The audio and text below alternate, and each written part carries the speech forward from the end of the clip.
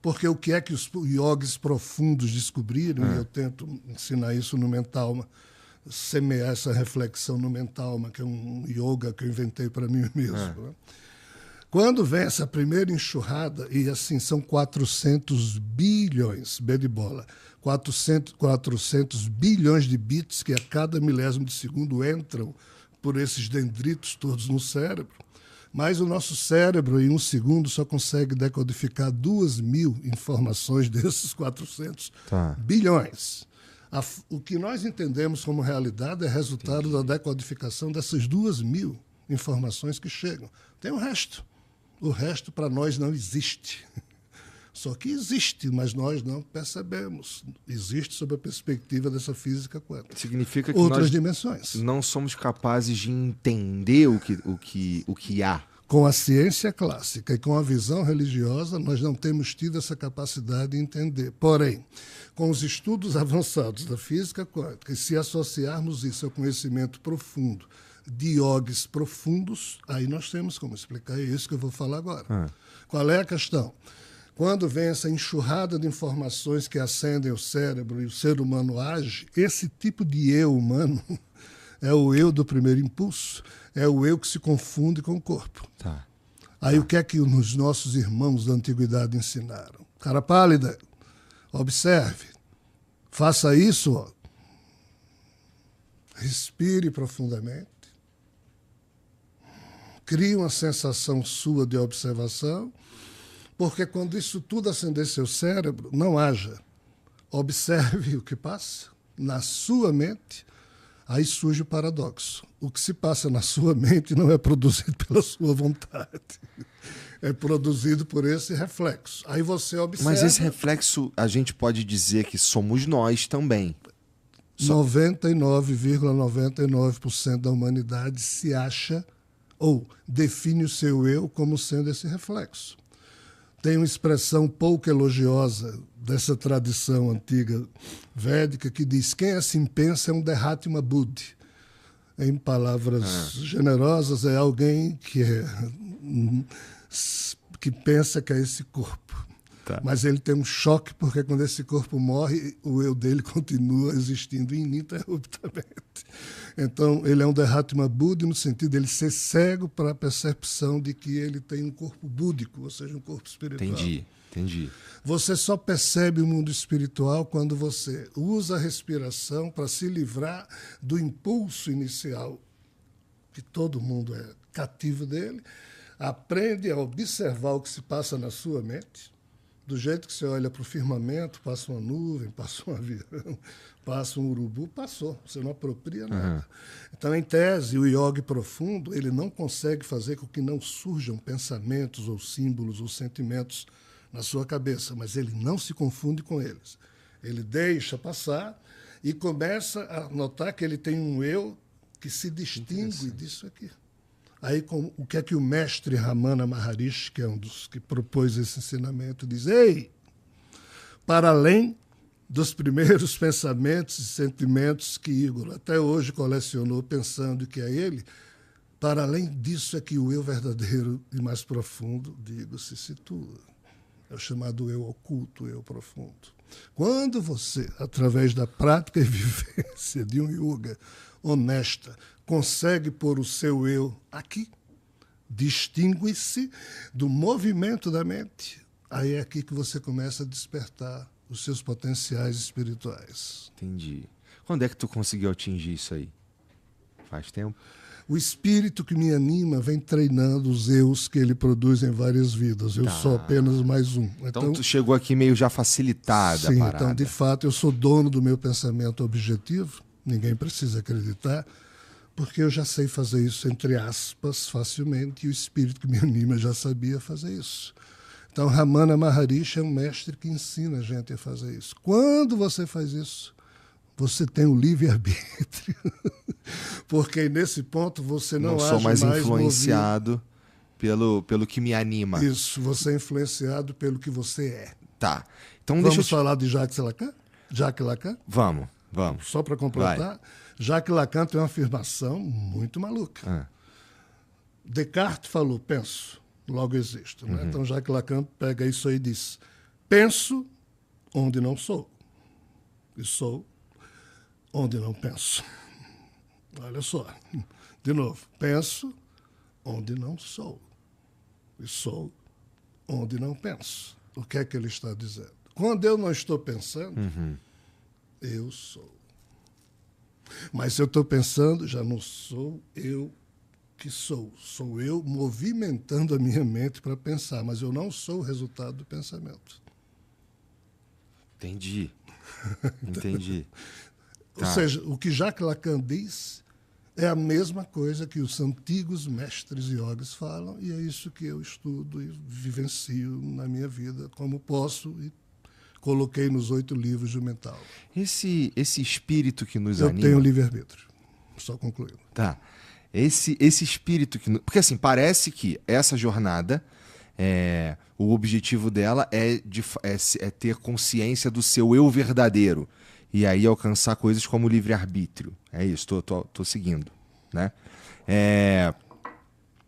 Cara, se há um espírito que nos anima e que ele está conectado com os planos de realidade que a gente não entende, e ele nos meio que diz o que fazer, talvez não fosse inteligente deixar ele dizer para nós o que a gente tem que fazer, já que ele manja do que está acontecendo. O drama, ele, em tese, era assim.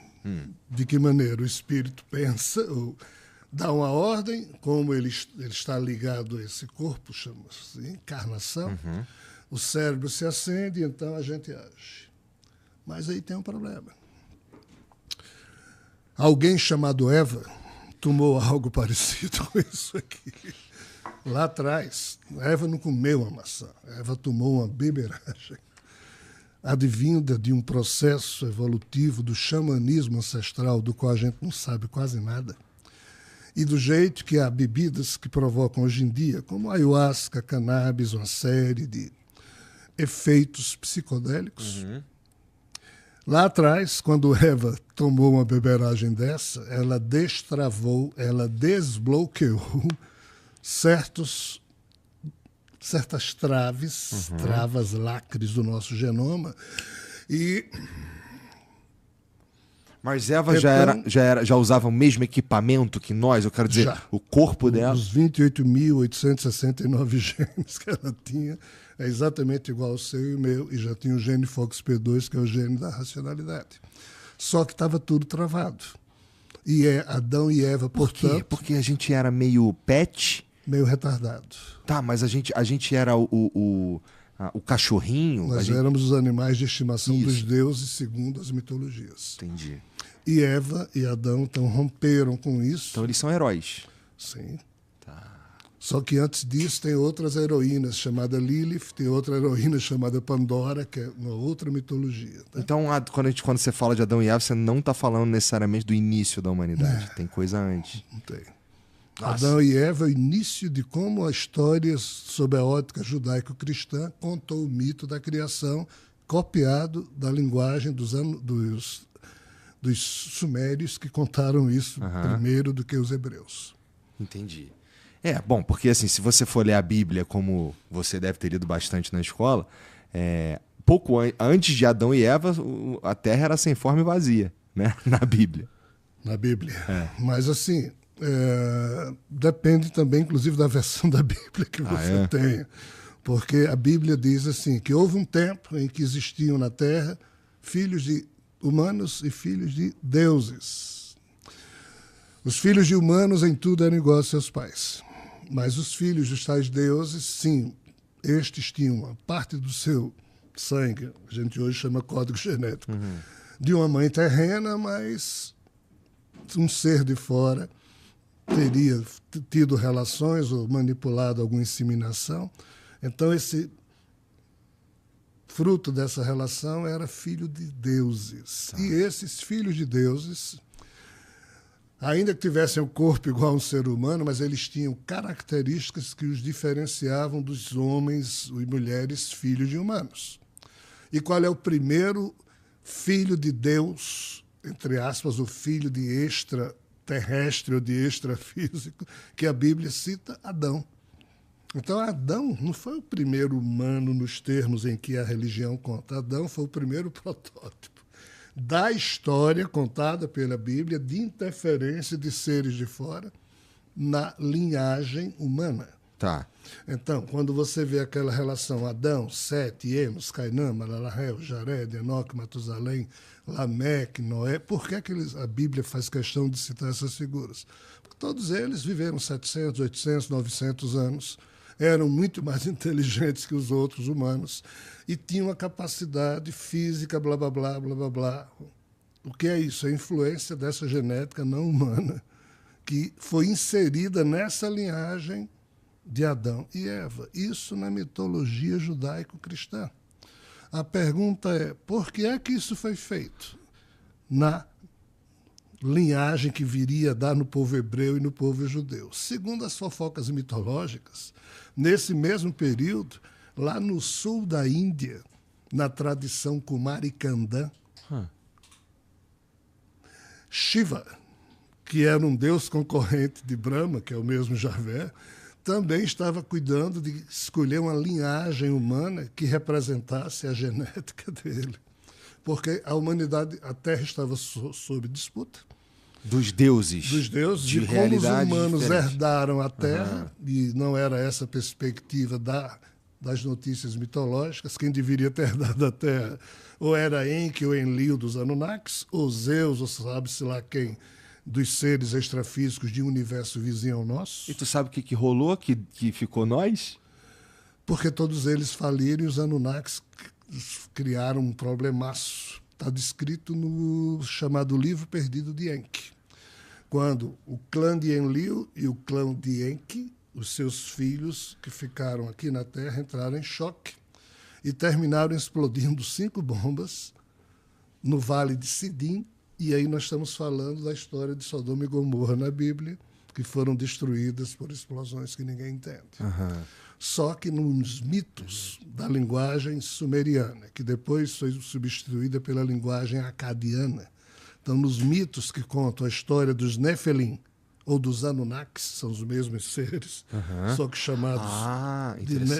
chamados na linguagem suméria Nefelim e na linguagem acadiana Anunnaki, mas na cultura pop, o Nephilim geralmente é o filho do anjo. É um filho de um anjo com um demônio, ou um filho de um anjo com um ser humano, alguma coisa assim. Essa cultura precisa refletir um pouco, simplesmente é só maravilha. Mas, né? Então, é toda uma história dessas figuras que brigavam disputando quem herdaria a Terra, e desde que eles explodiram essas bombas... O problema é que quando você explode bomba nuclear, cria-se no solo da região um tipo de vitrificação com um elemento químico que só existe na hora em que isso... E lá tem, no Vale do Sidim tem. Foi isso que aconteceu com a... Como é o nome dela? Sara, que olha para trás e vira uma estátua de sal. É Sara o nome dela? É Sara. Tá. Bom dia, ladrão, viu? Tu falou que eu manjava mais ou menos? Veja só, Abraão, a esposa Sara, eles foram procurados por seres de fora que disseram, nós vamos destruir Sodoma e Gomorra, blá, blá, blá. Aí Abraão tinha um sobrinho chamado Ló, que vivia, e tentou, mas se tiver gente justa... Então a esposa de Ló é que virou estátua de sal, como se diz. Tá? Então, você tá falando, é que você falou assim, cara, os caras brigaram, estouraram as bombas ali. Mas o problema que foi, o vento nuclear, isso foi no Vale do Sidim, que fica na Palestina. O vento nuclear foi levado, a poeira nuclear foi levada pelo vento para a Suméria e acabou com as cidades dos Anunnakis. Aí os Anunnakis se ferraram, perderam as bases que tinham, por isso que não mais puderam dominar a Terra. Entendi. Aí sobrou para os humanos. Demos sorte, os talvez. Os portais se fecharam, a turma desse universo vizinho também queria dominar. Não. Então, assim, todas as componentes acontecendo para que os humanos herdassem a Terra. Se isso é sorte ou se isso é azar. É um design inteligente, pô. É difícil de ser hoje estabelecido assim. Você está dizendo, então, Jean, que se as coisas tivessem acontecido diferentes, a gente haveria na Terra humanos e, sei lá, no caso, Anunnakis e vários outros seres pensantes. Entendi. Provavelmente seríamos mão de obra para os caras? Porque eles aparentemente são muito mais envolvidos intelectualmente Eles falando. tinham mais tecnologia, mas acontece que, como o próprio Enki fala, e o Enlil também, os humanos começaram a se reproduzir como coelhos. Entendi. E eles, os Anunnakis, não conseguiam se reproduzir nesse mesmo padrão. Segundo, os Anunnakis têm um quê de retardamento mental. Ah, é? Eles são extremamente inteligentes no sentido de produção intelectual, tecnológica, Mais esperteza. mas no sentido de compreensão e sagacidade, não. E nós, humanos, temos toda a sagacidade. A gente inventa uma mentirinha. Eva desbloqueou tudo. Nós somos, segundo essa fofocada toda que me envolve, se está certo ou não é outra história, de tudo que foi criado até hoje, 13,8 bilhões de anos da história universal, nós, os humanos, frutos desse acidente e de outros incidentes, terminamos desbloqueando todos ou boa parte dos códigos e travas e lacres que a tal Trimurti, Brahma, Vishnu e Shiva só criavam espécies com esses lacres e travas para que eles manter pudessem controlado. controlar. E por isso que Javé e os demais deuses ficaram pé da vida com Adão e Eva, porque eles desbloquearam isso. Aí, como eles não mais tinham controle automático no campo da genética, eles descobriram uma outra forma de controlar os seres humanos. Aí aqui entra a tese da mente bicameral de Julian Jaynes, que é um psicólogo, filósofo estadunidense, que no ano 1976 publicou um livro chamado A Emergência da Consciência no Ocaso da Mente Bicameral. Que nome feio é esse? Nossa, eu não faço a menor ideia do que você acabou de dizer. Pois é, o nosso cérebro tem duas câmaras, dois hemisférios. A tese do Julian Jaynes é que em um dos hemisférios incide o quê? Todas essas coisas que ele chama de a voz dos deuses. Tá. E até... Que é isso que você sente. Isso. Tá bom. Todo ser humano sente essa invasão. O nome chique para isso é mediunidade. Tá. Alguém, sem pedir licença, nem de repente você já se vê sua cabeça sendo usada para... Isso não é elegante, não é ético, não é decente. Cara, você se sente invadido? 100%. Eu não aplaudo isso. Que interessante. Por isso que eu não posso ser comparado a figuras que dedicam sua vida Entendi. amorosamente a fazer isso, como um Chico Xavier, um Divaldo Franco. Eu esperneio o tempo inteiro. Porque eu cobro dignidade de mim mesmo, então posso me permitir, não de outros seres humanos, mas desses seres cobrar. Porra, é essa, cara. Eles costumam respeitar? Não. Esse é o problema. Eles não. te veem como um menor? Sim. Todos nós, para esses seres, não valemos muita coisa. Os demos dizem, vocês humanos são sujos, nós somos limpos, nós surgimos do fogo, vocês surgiram do lamaçal, do barro, da podridão. É assim que eles pensam. Só que, de novo, essa turma é meio retardada para a percepção de algumas questões no campo dos valores filosóficos. De novo, eles são extremamente capazes de produzir o que for no âmbito tecnológico. Mas, no âmbito da compreensão e dos valores emocionais, nós humanos podemos ser mais monstruosos que eles, mas, ao mesmo tempo, nós podemos construir, como fazemos, sensações altruísticas que ninguém mais nessa criação consegue. Um ser humano pode ser o pior monstro e bestial e, ao mesmo tempo, ele dá a vida por alguém que ele ama. É verdade. Esses seres não dão um pedaço de casca de um usado, eles trocam, querem fazer pacto. Por isso que Javé, o Deus bíblico, quer fazer pacto o tempo inteiro, porque eles têm uma deformação emocional. E nós, humanos, superamos esse padrão devido a um incidente, devido à ingerência de química que veio de fora. Mas, Jean... O xamanismo surgiu para fazer isso, só para você ter noção. Faz sentido. E ninguém sabe disso.